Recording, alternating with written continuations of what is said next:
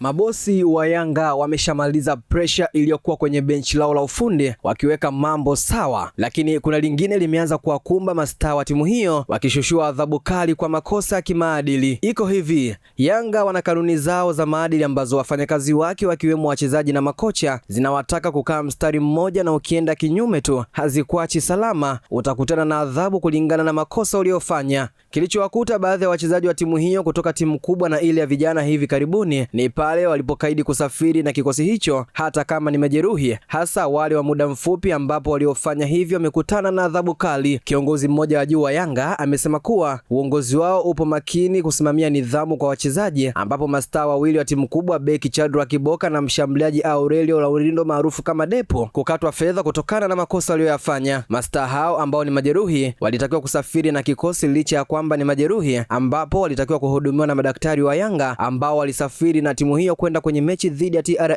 United jijini Arusha na dhidi ya Mtibwa Sugar iliyopigwa jijini Dodoma. Mastaa hao wawili hawakusafiri na kikosi hicho, ambapo kosa hilo kila mmoja atakatwa kiasi cha shilingi milioni 2,850,000 kulingana na kanuni za maadili ambazo walisaini wakati wanaingia mikataba na timu hiyo. Depu yupo nje kwa majeraha akiuguza nyama za paja akiwa kwenye hatua za kupona, wakati Boka akiuguza maumivu ya kifundo cha mguu, ambaye naye inaelezwa ameanza mazoezi ya jimu akielekea kupona. Nikimnukuu kiongozi huyu amesema, hatuna utani kwenye nidhamu. Hao wachezaji kila mmoja anajua akifanya kosa ni adhabu gani itamkuta. Nitakupa mfano, kuna adhabu tumezitoa kwa wachezaji wawili. Si unaona Depo anafanya vizuri, lakini amepata adhabu kwa kosa la kutosafiri na timu. Lakini pia Boka naye amefanya kosa kama hilo, hakusafiri na timu. Unaweza kujiuliza kwa nini tunawakata wakati ni majeruhi? Hao wachezaji walitakiwa kusafiri na timu kwa kuwa majeraha yao yalitakiwa kusimamia na madaktari wetu ambao waliondoka na timu. Kila mmoja tumemkata gharama ya tiketi ya ndege, lakini pia kosa hilo lina kiasi chake cha fedha, na jumla kila mmoja atakatwa kiasi cha shilingi milioni 2,850,000 kwenye mishahara yao, na hili hatuna utani nalo. Tunataka kila mchezaji kufuata maagizo ya klabu. Kuna wakati mliona Clement Mzize kabla ya kuumia kwa mara ya pili alikuwa akisafiri na timu, na huko tunakwenda wala alikuwa hachezi. Achana na Mzize, kuna Pacome Zouzoua naye tulikuwa tunakwenda naye Zanzibar na hakucheza mechi za huko. Huu ni utaratibu wetu. Ukiachana na suala la matibabu, lakini makocha wanaamini wachezaji hao hata kama hawafanyi mazoezi, lakini wakikaa nje watajifunza kile ambacho wenzao wanafundishwa uwanjani. Hapo unaondoa wale ambao watakaa nje kwa msimu mzima ndio pekee hawatakiwi kwenye safari zetu. Mwisho kunukuu. Aidha, Yanga pia itamchukulia hatua kinda mmoja kutoka kikosi chao cha vijana ambaye alionekana kucheza mashindano ya mpira wa miguu kipindi cha mfungo wa Ramadhani kutokana na kuzuiwa kwa wachezaji wao kucheza mashindano au mechi zisizo rasmi. Nikimnukuu kiongozi huyo alisema, kuna kijana mwingine alionekana anacheza mashindano ya ndondo wakati wa mfungo wa Ramadhani na yatakutana na adhabu yake. Kama unaona hatupo makini, basi huo ndio msimamo wetu. Mwisho kunukuu.